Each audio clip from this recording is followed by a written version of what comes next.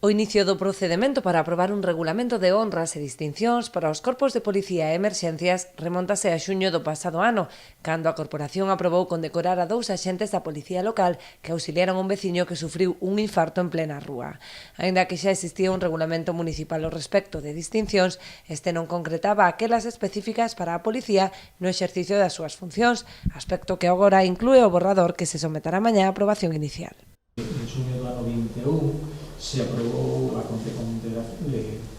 condecoración de 2 axentes da Policía Local de Boiro por unha actuación de auxilio a un veciño que sufreu un infarto na vía pública.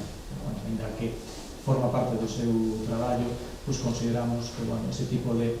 actuacións por parte das forzas e corpos de seguridade, neste caso da Policía Local de Boiro, ou tamén polos servicios de emerxencias e protección civil de Boiro, pois teñen que convertirse nun reconocemento, non? No transcurso do pleno debateránse outras cuestións, como a proposta de cobrar unha taxa por ocupación de vía pública aos caixeiros automáticos. Unha ordenanza fiscal